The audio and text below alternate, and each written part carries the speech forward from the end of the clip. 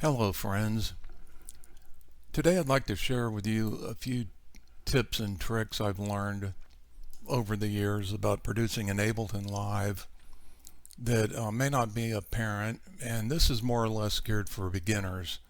And I watch tutorials almost every day, YouTube tutorials on music production and sound design and that type of thing, and I notice that even some of the more advanced Ableton Live users seem to, it's like they start out a project and they don't have a system or a plan, and that's fine as long as you like to work like that. But I have a little bit of a plan, and I'd like to show you a few things that I do in my workflow that you may find of use or you may not. We'll just have to see. First thing I do when I'm starting on a new track is I color code my clips and the tracks too, and I've got a certain color scheme that I use. So what I did here was I wrote this little tune just for this occasion. Let me play a little bit where you can see what we're dealing with.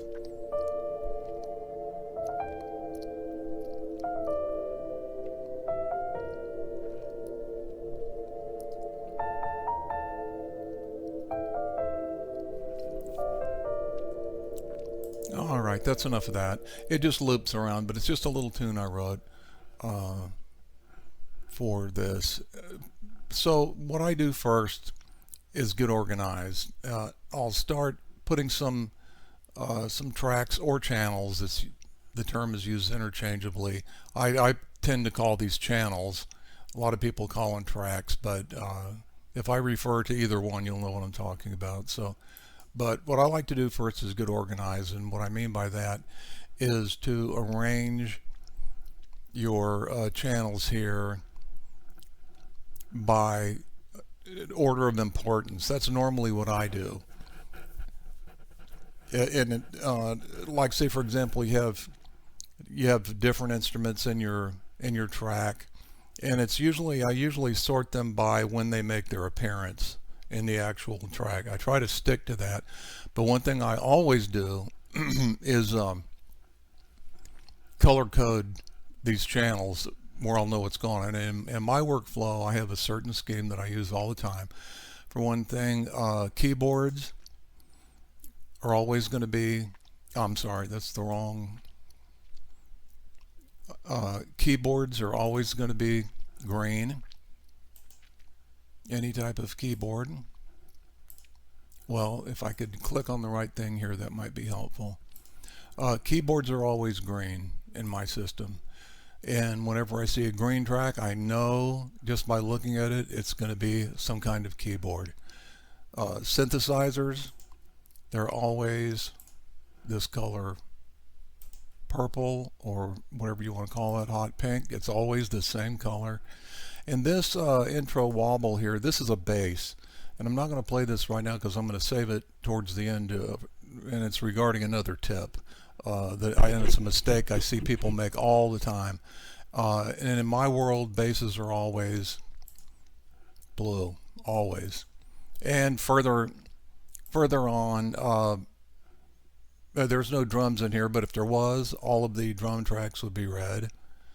If there was any vocals in here, they would always be pink, and so on and so forth. So you get the idea. But the main point here is to come up with a color scheme and stick with it long enough to where it becomes second nature. So if you're going through one of your tracks and it has, I don't know, let's just say 35 different tracks going on, or channels going on, and you're looking for the bass, all you have to do is look for dark blue. Or if you're looking for the synthesizer, all you have to do is look for the purple. So that makes it a lot easier. Another important thing to do is over here on these track names, make these as descriptive as you possibly can. That way there's no guesswork, and that you don't really need guesswork holding you up if you're got a really hot track, that you're trying to get ideas out, And so you want to name these very descriptively. So here I've got intro piano, intro pad 2. There was another pad that I wrote for this, but I deleted it, but I didn't change the number. So let's just rename this to intro pad. Oops, sorry about that. Okay, we'll name this intro pad. And then this intro wobble, like I said before, is a bass, but it's a wobbly bass. So so we're color coded here, and we've got our tracks named descriptively. Now, when you're dealing with tracks that have plugins on them, and especially the instruments, I don't really have to have, and when I'm in the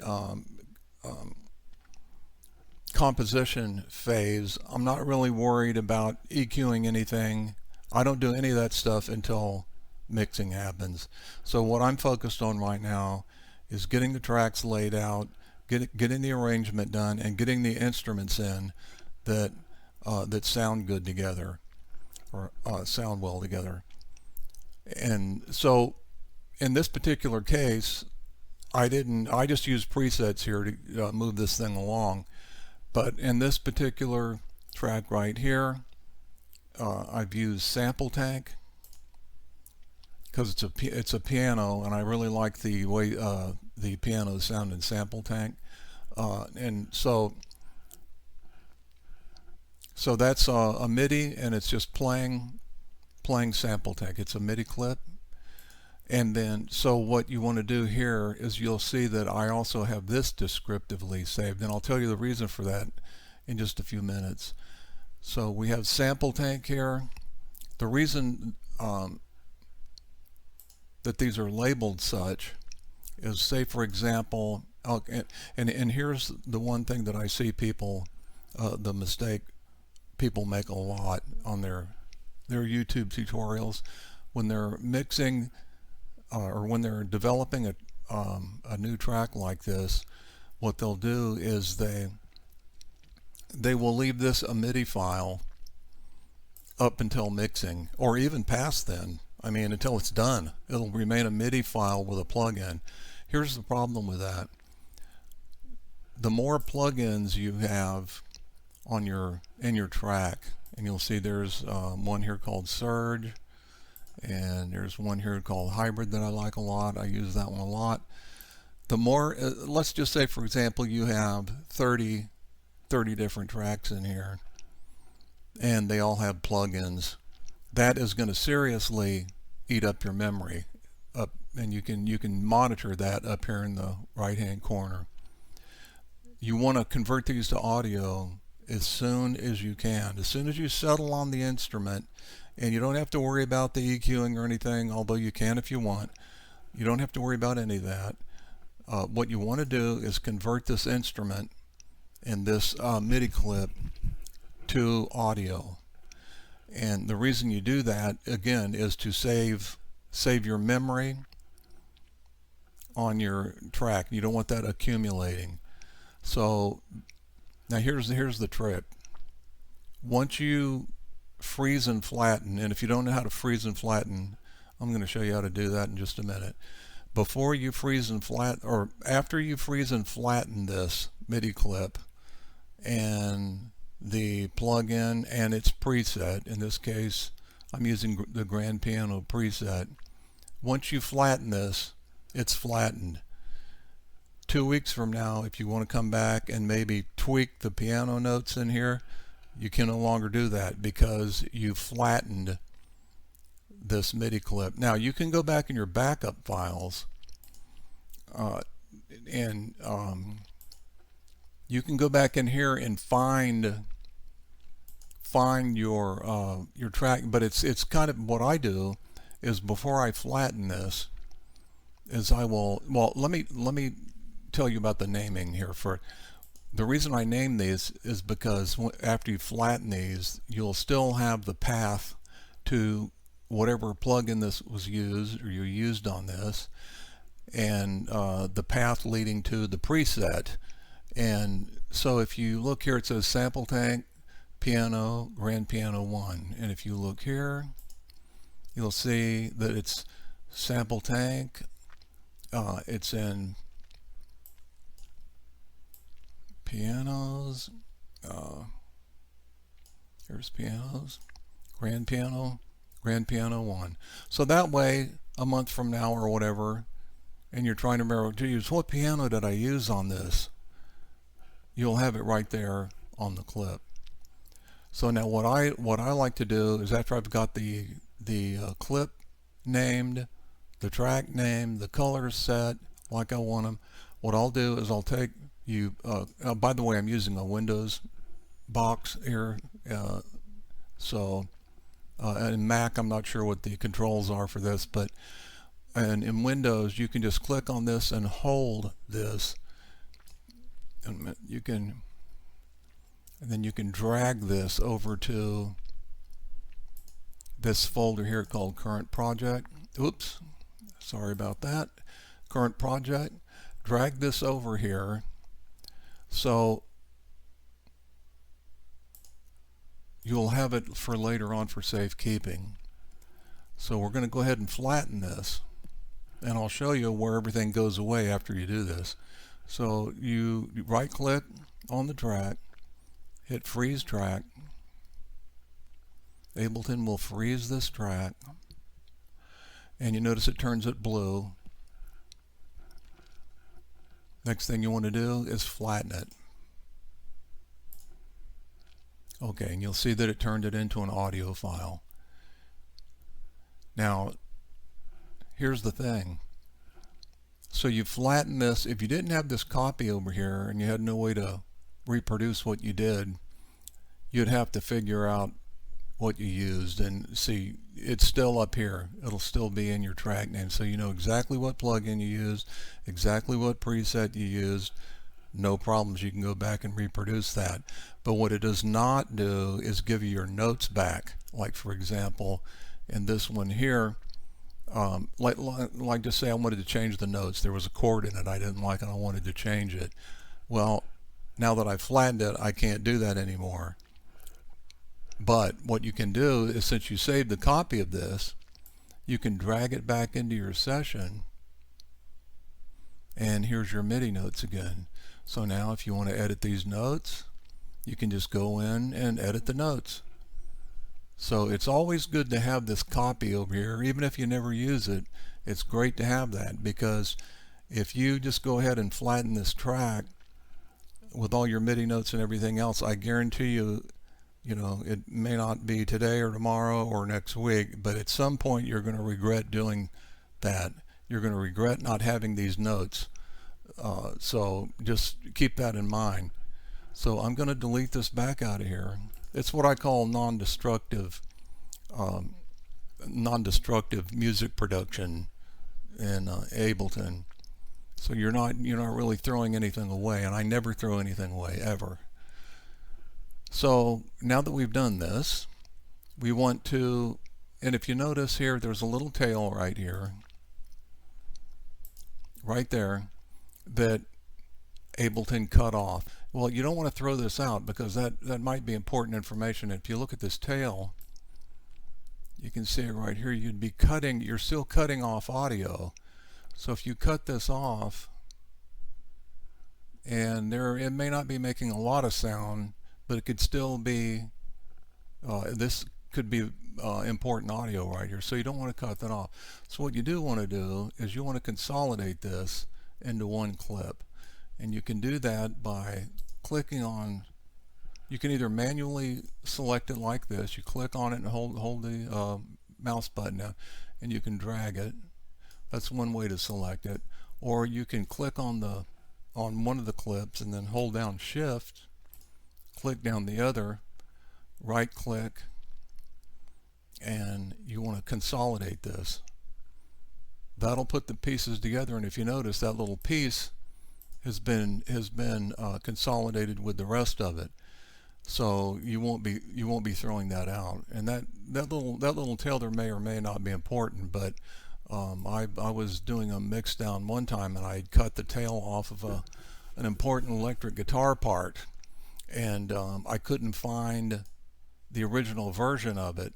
So it took me a long time I actually built another tail, if, to add onto there where it sounded right. But in this case, we're good to go. So now that we've consolidated this, we want to normalize this. And again, this is what I do. This is not what everybody else does. But if you want to normalize this, I recommend that you do. Just click on it. And you want to, it's already been consolidated, so we don't have to do that part. Just double click on it. It'll open up the audio file. And if you notice, the dB right here is sitting at 12.4 dB. So what you want to do is normalize this. And what normalizing does is well, here, let me show you. Anyway, you want to double click on this, and then you'll see that the gain on this clip is increased a lot. And what normalizing does is basically increase the gain of this clip as much as it can be increased without making it clip. And if you notice down here on the bottom, there's one right here that's real close. So basically it's as loud as it can be without clipping, and that's what you want to go for. And it also helps if you have this set on 0 before you do that. And if you go to your other screen, you can hit Tab and you can go to this view. Okay, so it's been normalized, and let me see what else we wanted. Oh, and this right here, now this is I don't remember, and maybe somebody could leave a comment and let me know, when you flatten a MIDI clip, this version of Ableton changes the routing here. So previously this was set at, let me show you. Okay, previously this was set at no input. And so when I flatten that, it changed this routing right here to external in channels 1 and 2. I have not been able to find out why it does that, and I can't remember if previous versions of Ableton did this or not. I don't think they did, but if you know how to turn this off, because I don't like it automatically messing with my I/O routing. So anyway, you want to have this no input, because you have an audio clip on here, it's not inputting anything. So if you tab, go over here, see you're not inputting anything, so you don't need to have anything, the audio going anywhere. It's going, the output is going to the master, and that's all you need to worry about, and that's the default setting. Also, and I can't remember if I mentioned this earlier, when you flatten this, and before you do your normalizing and everything, make sure that your fader is set to unity right here, or 0. Now what'll happen is if we play this, you'll see that this is considerably louder than it was, this piano part. Let me just play this by itself.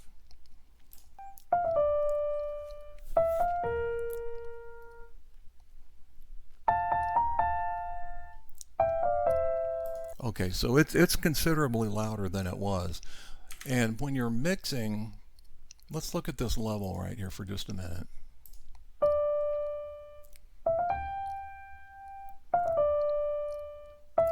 Okay, that's an acceptable level for mixing right now, I think. And I'll explain that later on why I pointed that out. Maybe it'll be an issue with this one here. So let's tab back over to this, and now we're going to do the same thing to this one. And you'll notice this is the intro pad that we talked about earlier, and I've got the synthesizer that it's using, or the plugin. It's the Surge plugin. It's kind of a weird looking synthesizer, but it works really well, and it's got some really interesting sounds, and you can do a lot with it. But you'll see if you go up here in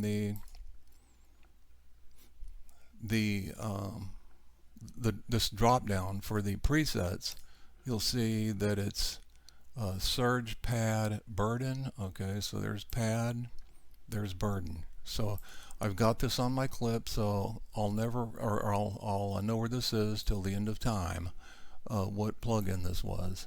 So what we want to do before we flatten this is to drag a copy over here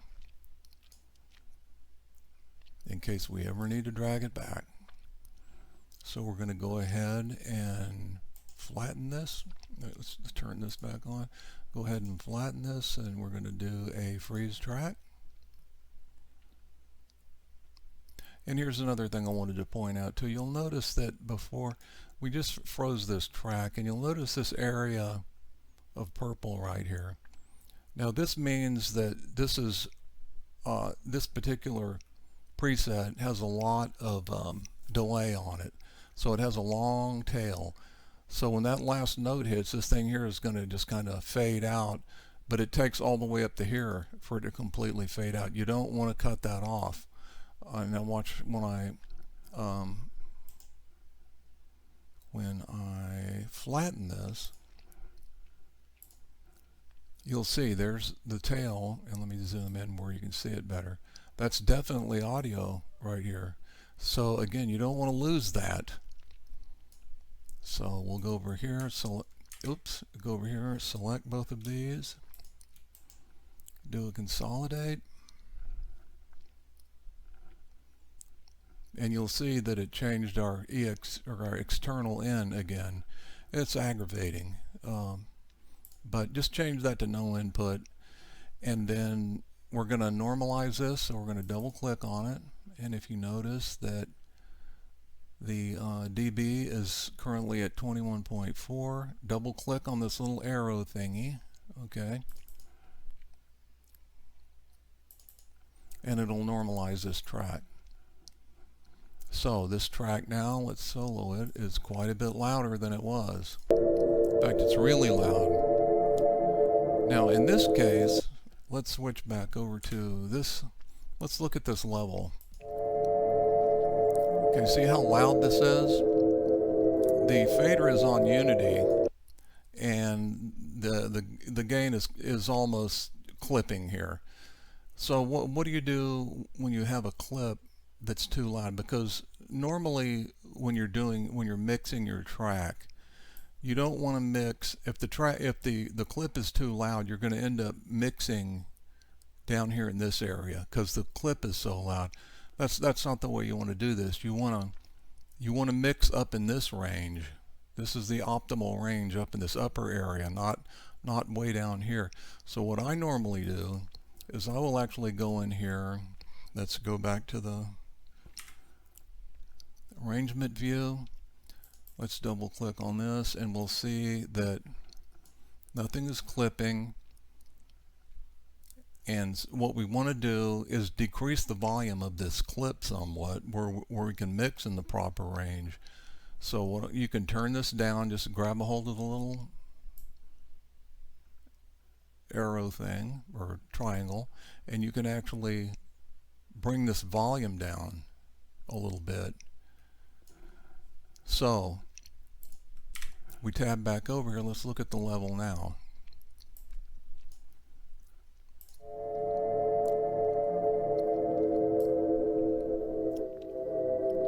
In fact, it's probably still a little bit loud sound. Bring it down just a tad more. Switch back over to here. Let's look at the levels again. Okay, now you'll see that we're mixing up here in this area. So any tweaking that we do to this gain will be in this area. Now if we add the piano to this,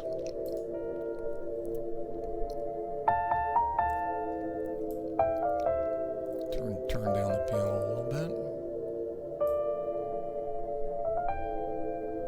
Okay, so we're mixing up in this area, and so that's probably about where we want to be right there. Alrighty then, so we've covered that. Now let's cover one more thing here. We've got this bass part. Now this bass part, I want it to fade in and I want to use automation to do that. And this is another thing I see people doing all the time in their tutorials. So the first thing we want to do is we've got it labeled, we've got the color set, although that doesn't look like the right color blue, but okay, so what we're going to do is flatten our, well, let me show you what this sounds like first, just a little bit of.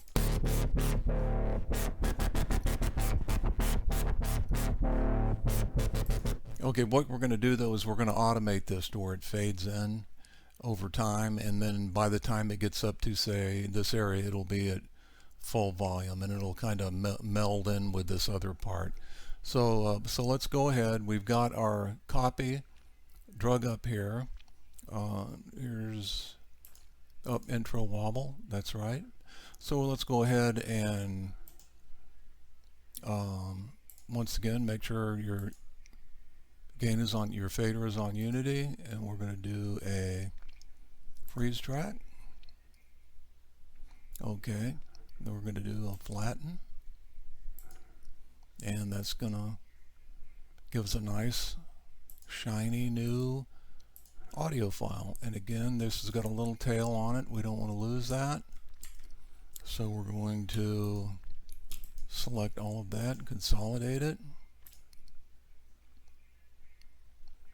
Okay, we're going to double click on it to get rid of this thing here, and we're going to double click on it, go down here, and you'll see that this one isn't that far off. Double click on it. Okay, we have a normalized file, and you'll see that it sounds a little bit louder.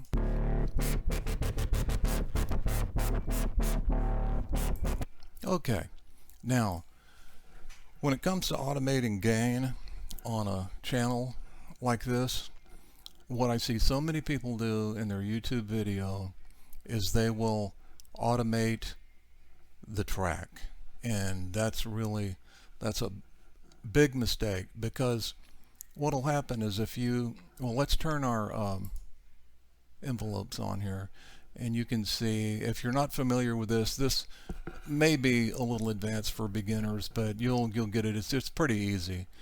I'll see people, if you notice here, it'll say mixer, and what that indicates is that this envelope right here will adjust the gain on the mixer, and that's not what you want to do. If you have your gain automated on this particular channel right here, and somewhere along the line you adjust the fader over here, if you adjust this fader, because it's already automated, it's going to screw up your automation. So what you want to do is, and let me give you an example here. Let's say we bring this down to, like, you know, a reasonable level, and then you'll see where the sound fades in over time. Oops, let me turn the other guys on here.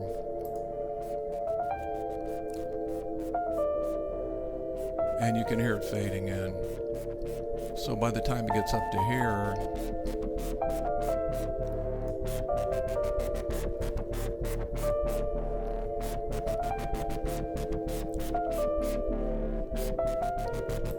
okay, so it's at full volume now, and it's all automated and everything. Here's the problem with this setup. If you go back here to your mixer, you'll see that this has a little red dot right here. That means it's automated. That's letting you know that there's automation going on here. There's also one on here. So this is automated. So if you turn right around and come back in here and adjust this, okay, you've just hosed your automation. So let me show you a better way to do this, and you can fix this as it is, but why spend all that time doing it when there's a better way to do this. So let's get rid of all these envelopes and everything. Now what you want to do to automate this gain is go into your audio effects, and you'll see this thing called utilities. It's a folder called utilities, and if you look, there's an actual device in there called utility. Drag that onto the track. Okay. Now what we want to do is we want to automate, because this here will this is a real simple thing. You can change your track to mono. You can adjust the gain. You can change the balance of the output on here. But what we want to use it for is simply to automate the gain on this channel. So what we're going to do is automate the gain on the utility here, not on the actual mixer itself. So let's and to do that, you have to go to this drop down, select utility. Well, first off, let me clear these envelopes to avoid confusion. You want to select the utility device, which is what we put down here, and these are all the things right here that you can automate. But what we want to automate is the gain. Okay, and we're good anyway. So what we're going to be doing is automating this thing. So if you adjust this volume and say put this up to like here, this will be at full volume, or the volume that you want from here on. So let's listen to it.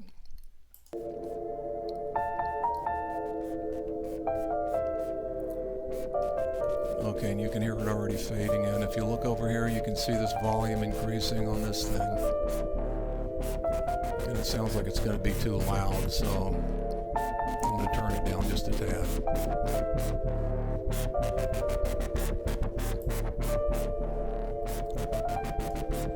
Okay, so now we're at full volume.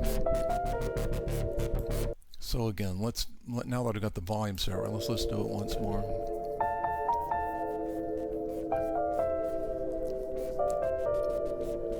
Now you can hear it fading in.